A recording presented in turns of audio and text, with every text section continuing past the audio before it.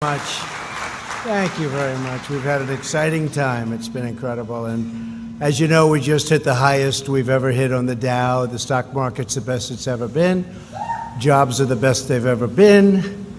A couple of other little factors, not so bad. We're doing great, and we have a great military, and I thank you for that. And I want to thank Marilyn. She's been a friend of mine for a long time, and she's done an incredible job, and she just did me a beautiful favor, keeping it a beautiful Sikorsky plant open in the great state of Pennsylvania. Some people would say Commonwealth. I'll call it both. But all I know is they're really happy in Pennsylvania right now. And we love Pennsylvania, and I really appreciate what Maryland did.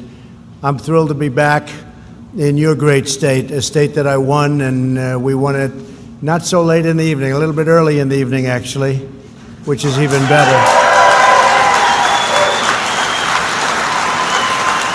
And we had a lot of support from your company. Derco has been incredible. We have a lot of support here, and one of the reasons I'm here is Marilyn. One of the reasons I'm here are you, because we really have had tremendous, there's a great spirit in this company.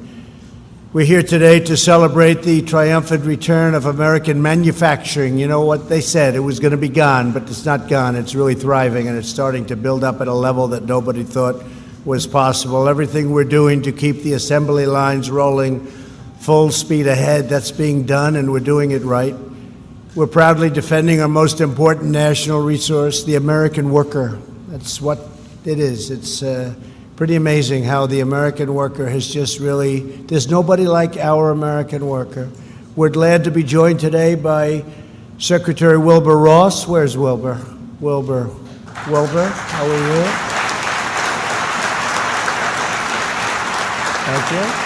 Thank you, Wilbur. Great job. A friend of mine and somebody who's very, very tough and very, very smart, Senator Ron Johnson. Ron, thank you.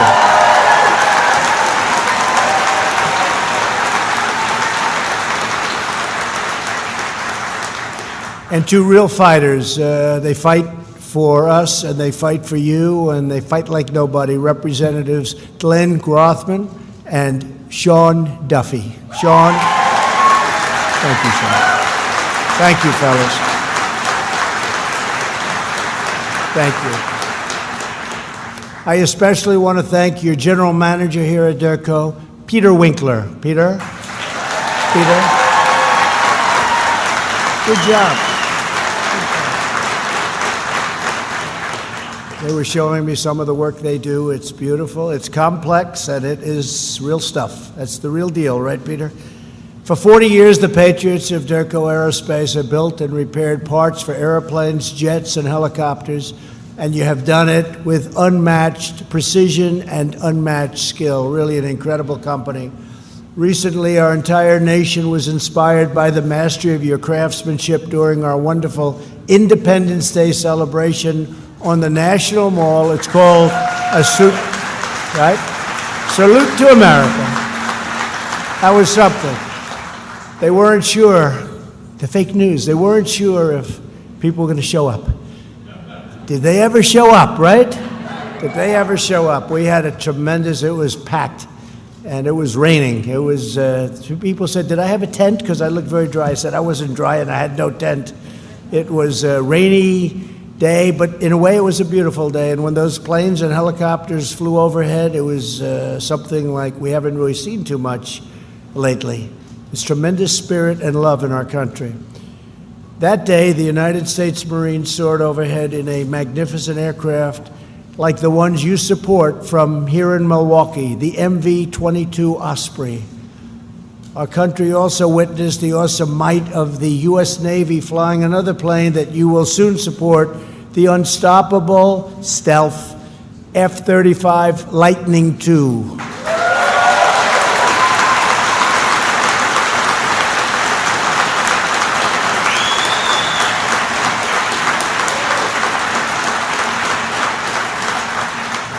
I get to meet a lot of pilots. I once said to one of the pilots, he looked like central casting. He looked like Tom Cruise, but maybe better. A little taller and a little stronger. And I said, so tell me, how good is the F-35 compared to other planes, enemy craft? He said, well, they have a problem. They can't see it. I said, that sounds good to me, not knowing too much about it. That sounds good. But he said, there's nothing like it. And I remembered that was a long time ago now, toward the beginning. In addition, workers at this facility help maintain our massive C-130 Hercules transport planes and our fearsome UH-60 Black Hawk helicopters and our F-16 Fighting Falcons. Great.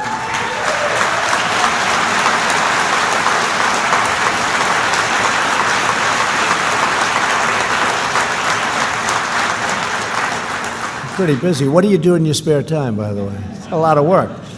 With the help of 280-pound Americans at DERCO, and you know what I mean, the USA truly has the best aircraft, flown the best pilots, and we have the greatest pilots in the world. They fly they are pilots like no other. Made and maintained the best workers anywhere in the world, and I'm excited to hear that thanks to your new responsibilities for the F-35, your company will be expanding its workforce by 15%. Is that right, Marilyn? Wow. That's good.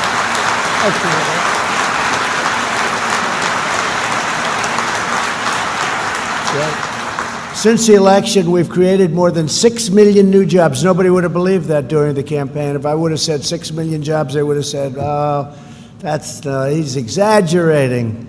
I did say like 4 million, but we got 6 million, so I was under-exaggerating, including more than 500,000 manufacturing jobs. We added 224,000 jobs last month alone, which is a tremendous number, far greater than projection. Last year, U.S. manufacturers reported the highest optimism ever recorded. So folks like Marilyn would say we're the most optimistic we've ever been. Would you say that's true? You better say yes, Marilyn. She knows. I know Marilyn very well, and I know she feels that way. We're now the economic envy of the entire world. When I meet prime ministers and presidents and kings and queens, they all start off by congratulating me on the great economy. Wages are rising fast, and rising fastest for our blue-collar workers. That's exciting. You hear so much about the upper end. Well, they don't realize the blue-collar, proportionately blue-collar workers, the manufacturing companies, these are the companies that are doing so well. Unemployment has reached the lowest rate in over half a century, and we expect to soon be beating that.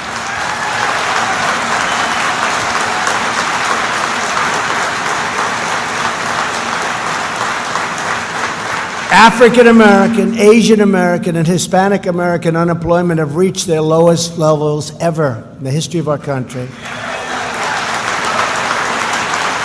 And right here in Wisconsin, the unemployment rate is just 2.8%, among the very lowest in the country. It's a great state. It's a fantastic state. So, doing some phenomenal work. We've powered our economic turnaround by following two fundamental rules. If it hurts American workers, we don't do it. It's very simple. And if it helps American workers, we definitely do it, and we do it quickly. It's very simple.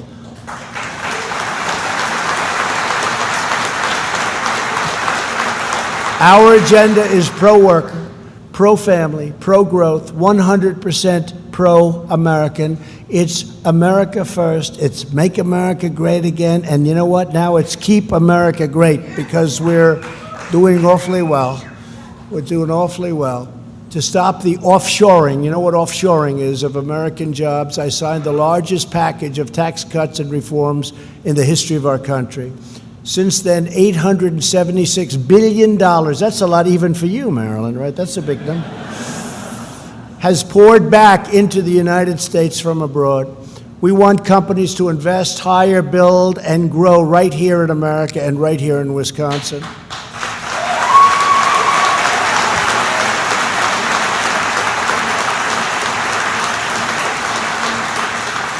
We cut a record number of job-killing regulations, which will give the average household an extra $3,000 each year. So each year, the average household, and you all see it, you all feel it, will get an average of $3,000. That's a lot. That's the biggest tax cut we've ever had in this country. And by the way, I see the Democrat platform, they want to raise your taxes. I don't think that, I don't know.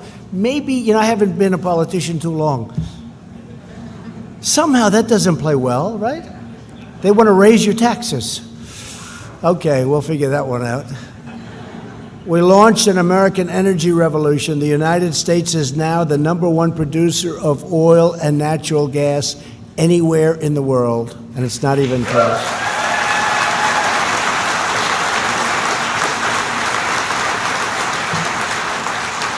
And with a couple of environmental approvals for certain pipelines, we can get that and really do something with that number. It'll go up very substantially, very quickly, especially in the state of Texas. We're reversing decades of economic surrender and restoring America's industrial might. We surrendered economically. What we did was so crazy. We helped other countries that we never thought about our own country. We lost the magic. We've gotten it back, and we've gotten it back, I think you'll soon see, greater than ever before.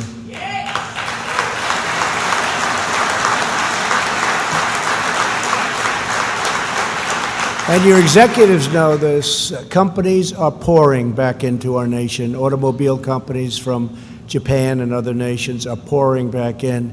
Many of the great auto companies are coming back into Michigan. They're coming back into Pennsylvania, Ohio, Florida, North Carolina. You have not so many jobs left. We have to get some more workers over here, I think, Maryland. We have to do something. But we have automobile companies and other companies pouring back in. And you had the greatest year you've ever had in the history of this state. This is a great state, but you had your best economic year that you've ever had, so that's great. Our nation was made of vibrant and strong, and it's got to be the most powerful, the best. It really was made with American manufacturing. And you know that a previous administration said, manufacturing's gone, you're going to have to take a magic wand to bring it back. Well, that was wrong. The previous administration, they allowed foreign nations to plunder our wealth and to pillage our factories. They sold out our workers and they hollowed out our industrial heartland. But those days are over. And I have to tell you, it's not just the previous administration. It's been many administrations, in all fairness to President Obama. It's been many administrations. They allowed it to happen. They allowed our factories to close, our workers really to not have jobs. We created jobs for other places, for other nations, and we sacrificed so many, 60,000 plants, millions and millions of jobs were lost during, I call them the stupid years, but now we're back into the really smart years. We had the smart years, now we're the really smart years. They were the stupid years. What they were doing was incredible. NAFTA, one of the world's worst trade deals ever. I know a couple of others, we've been involved in them too. World Trade Organization, that's a beauty. You don't know as much about that, but NAFTA was a disaster for this country, and we're going to be replacing that very soon, hopefully with the USMCA, and that's going to be something really special. It's going to keep jobs. One of the things I said to start off, I don't want people leaving this country, meaning companies. I don't want to incentivize companies to leave, fire their people, build product, sell the product over in our country, no tax whatsoever. So we end up with no jobs, no factories, no taxes, no nothing. It's not going to happen anymore, and it can't happen under our new agreement.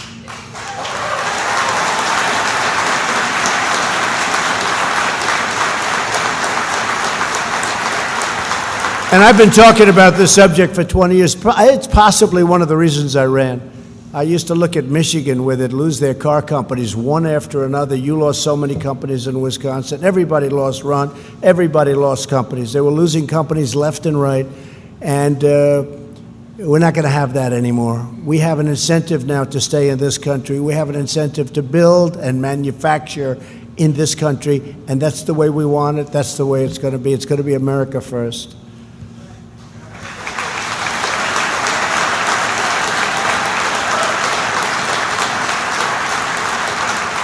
After years of rebuilding foreign nations, we are finally rebuilding our nations. It's as simple as that.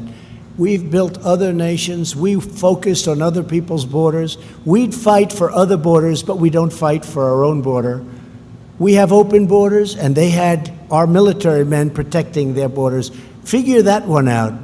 But it's all changing, and it's changing very rapidly, and we're doing really well right now. Mexico has 21,000 troops on the border, guarding our border. Our laws are so bad, our military can't do a damn thing. We have the greatest military in the world.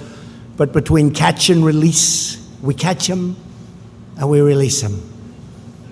Think of it. We catch them, take a little number, come back in 3-4 years.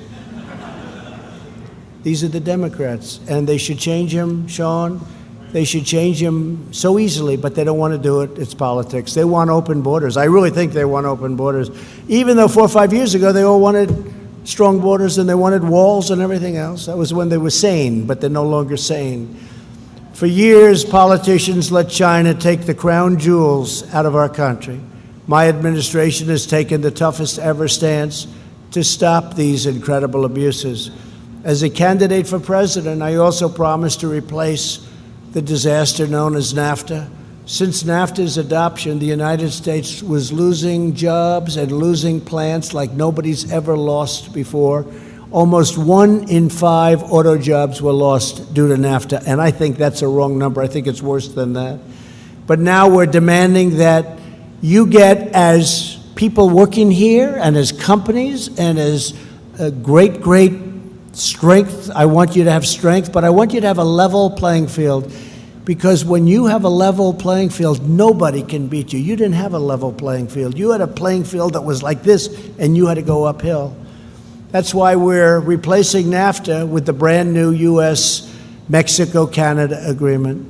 The USMCA will be the most modern, cutting-edge trade agreement in history, with the strongest protections for the American worker ever put in any trade agreement, and that was the single most important thing to me. The USMCA will close the biggest loopholes that caused the mass exodus of manufacturing. You had an exodus of manufacturing under NAFTA. By ratifying the USMCA, Mexico is now committed to be the toughest and have the toughest labor provisions, the highest environmental standards, and the most comprehensive enforcement provisions ever implemented in a trade agreement, ever. For years, labor unions and lawmakers urged past administrations to secure these types of trade provisions. They did absolutely nothing. No administration did anything except lose jobs. We were laughed at by the rest of the world. We were patsies. And I didn't blame China. I didn't blame all of these countries. Mexico, they took 30% of our automobile business. I don't know if you know that or not. They have plants the likes of which you've never seen before. They took 30%, probably more than that, of our automobile. I don't blame them. I don't blame anybody.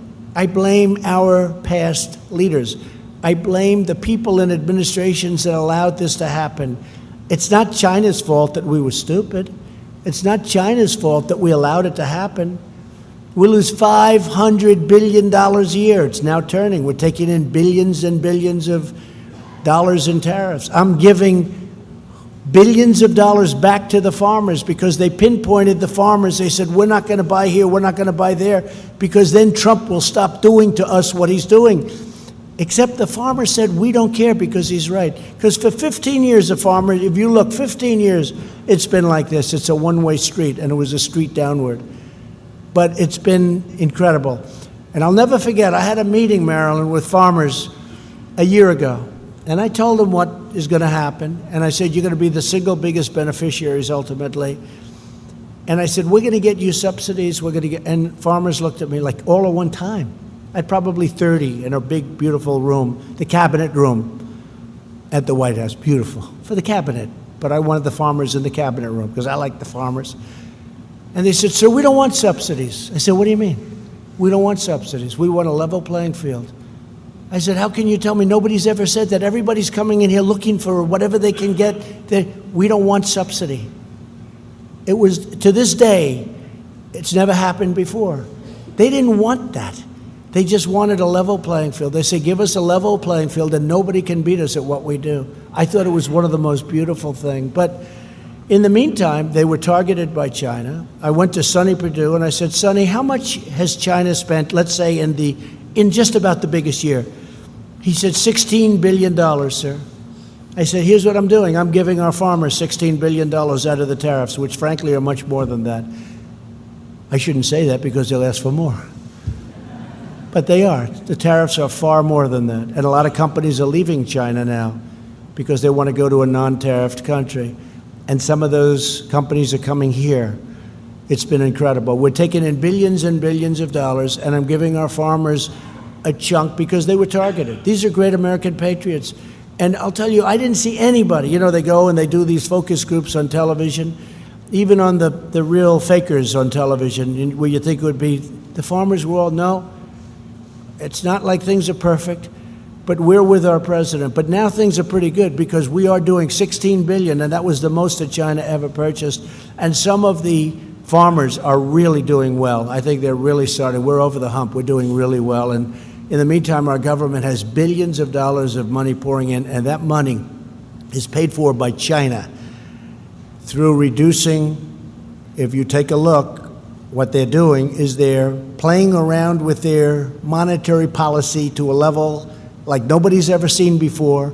We're not paying, and they're also pumping out cash into their system. And China's paying. Our people are not paying. Now, other countries, it's a little bit different. China's China.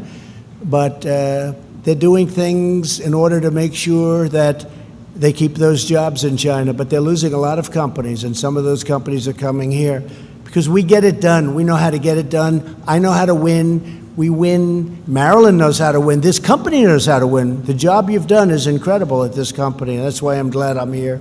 The USMCA is vital to the future of the American automobile industry. Under NAFTA, foreign companies could manufacture thousands of their parts overseas, ship them to Mexico and Canada for assembly, and send their foreign-made cars right into the United States tax-free. You knew about that, Mr. Manager, right? Tax-free. That doesn't work too well, right? Wouldn't you say they should have ended that about 20 years ago?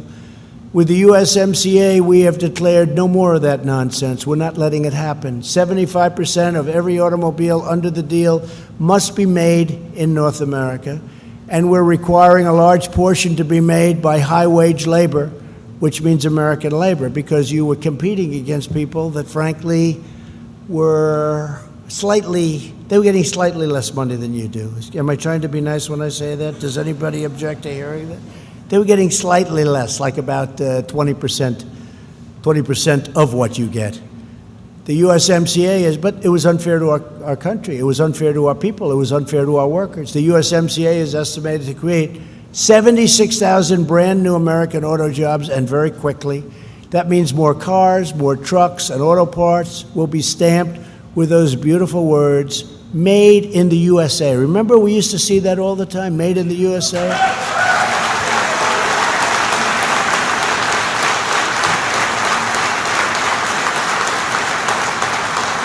Maybe we could start stamping here. We'll start right here, made in the USA. People love it. People love it. I remember, I used to see it all over, made in the USA or made in America.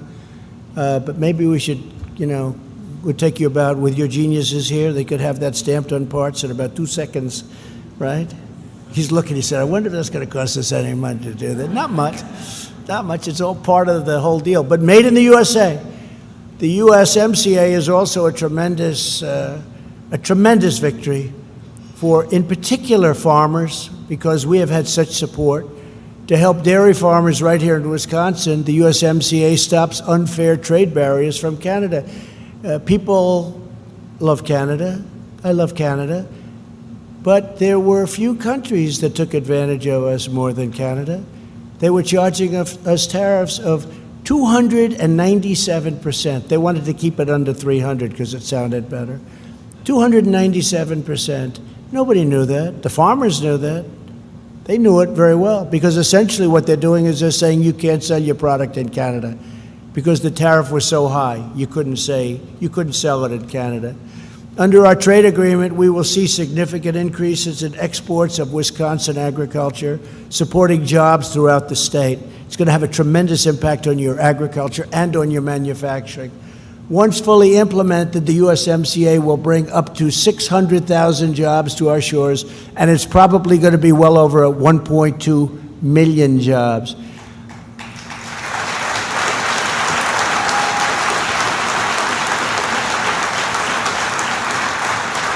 And here at Derco, you'll be able to expand your commerce with Canadian customers and suppliers, and they'll be buying your product. Now they have an incentive to buy your product. Before this deal, they had no incentive whatsoever to buy product in the United States.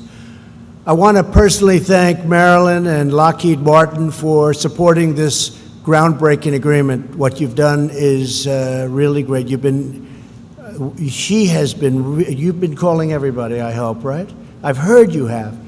You know, the wake was left. They're calling, can you get her off our back? That's good. That's what I want. That's why I told Marilyn, see if you can do it, if you want to do it. We need help from the Democrats to get it done because it's political season.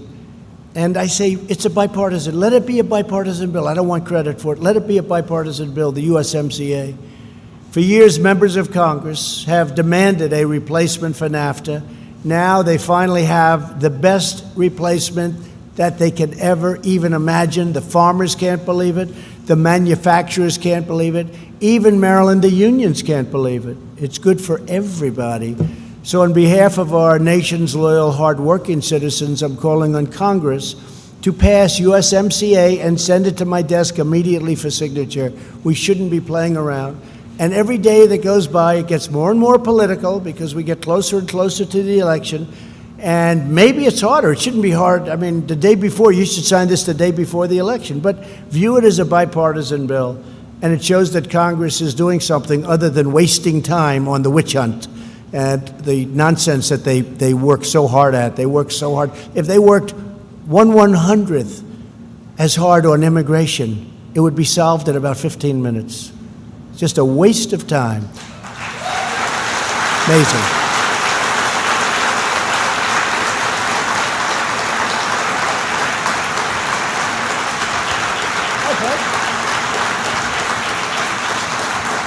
Thank you.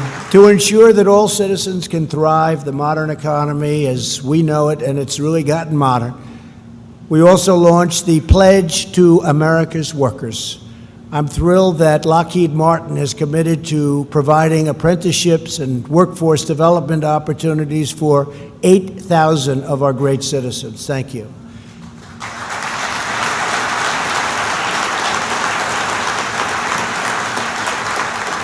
My administration lives by a very crucial motto, a motto that you would agree with 100%. Buy American and hire American. Those other days are gone.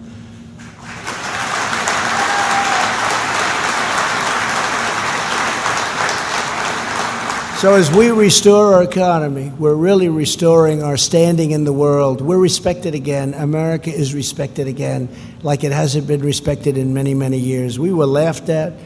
We were scoffed at. We were liked. Why shouldn't we be liked? We were a patsy. But we're respected again, folks. As you know better than anyone, economic security is national security. And here at Derco, 1 in every 5 employees is a veteran. That's a great number.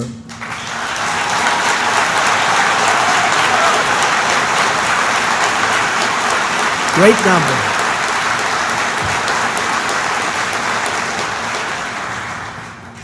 And by the way, Sean, stand up for a second, Sean. I want to just say, reciprocal trade, right?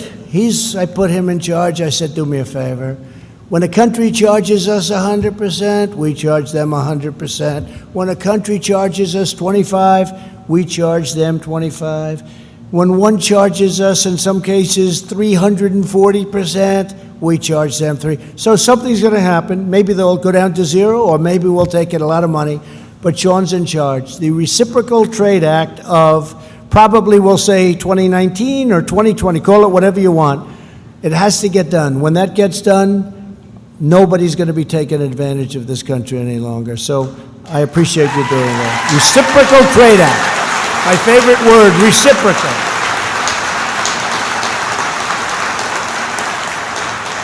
It's my favorite word, reciprocal.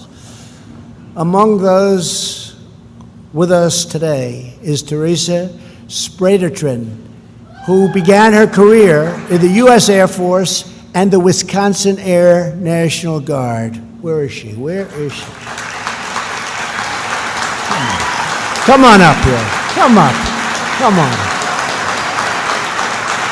In the military, She supported legendary aircraft, such as the U-2 and the SR-71 Blackbird, for the past 21 years, from right here in Durko. They like you, by the way, Teresa. They really like you. You know, you like them too, I'll bet, right? I do. Teresa's continued to keep our nation's aircraft flying. I want to just thank you. You're a very special person. I said, I want a couple of special people. We don't have too much time, just give me one. And they gave me you. That's pretty good. Say a few words.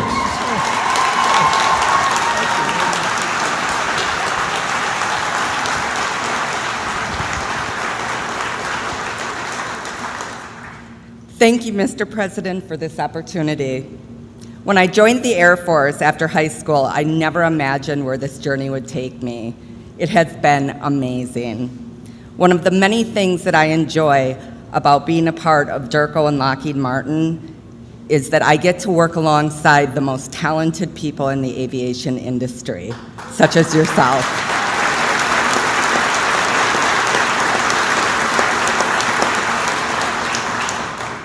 As a veteran, I'm incredibly proud to work for Lockheed Martin because I continue to support our men and women in uniform every day.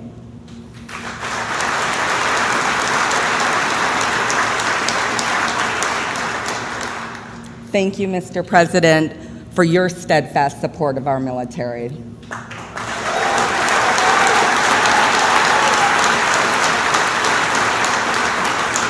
I would also like to thank Ms. Houston and my Lockheed Martin and Durko family. Most importantly, I would like to thank my husband for taking this journey with me and for his service to our country as a military retiree.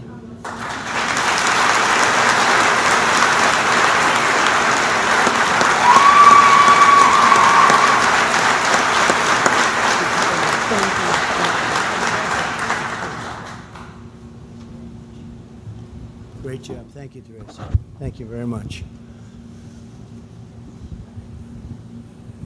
Good family. Nice? Beautiful. Thank you. To ensure our service members have the tools they need, we're rebuilding the U.S. Armed Forces with $700 billion last year, and this year $716 billion. That's the highest ever.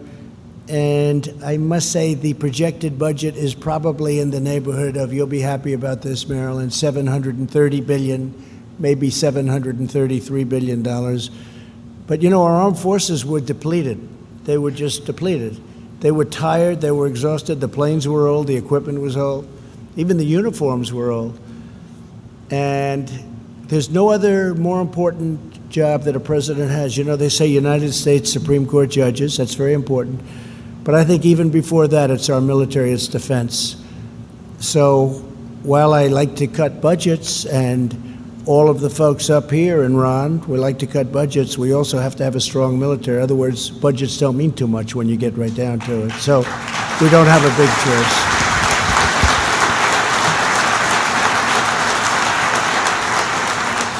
So our commitment to our defense industrial base is creating jobs for Wisconsin workers in Milwaukee, Oshkosh, and all across this wonderful state. From Wisconsin to Arizona, Pennsylvania to California, workers such as you are forging new tanks and ships and submarines and beautiful American aircraft to make our military the most powerful anywhere on the face of the earth. Our military now is new. We have new planes, we have new ships, we have many ships being built, many submarines being built, submarines like nobody's ever seen before, and other things. Men and women like you make this country run, you make this country proud, you make this country great. You keep our lanes of commerce flowing, our communities thriving, and our great American flag flying high. The magnificent red, white, and blue flies high.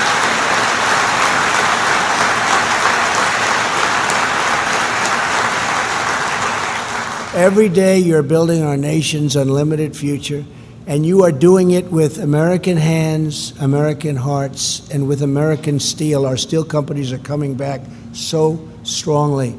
The dumping is slowing down, and when they do dump, they pay a very, very heavy price. It's called 25% right into the Treasury of the United States. and our steel companies are coming back, and they're coming back strong. No one can beat the American worker, and no one can match the might of loyal, dedicated, patriotic American citizens. You're incredible people. Today and every day, we will fight for our workers. We will fight for your families. We will fight for Wisconsin, and we will fight with all of our soul for the glorious nation that we all love. Together, we are making America stronger and greater than ever before. And to Maryland, to everyone at Derco, I want to thank you, sir. I want to thank you very much. What a job you do, what a great company this is, and what incredible people I've met today. And it's been my honor to be here. God bless you. God bless everyone. Thank you.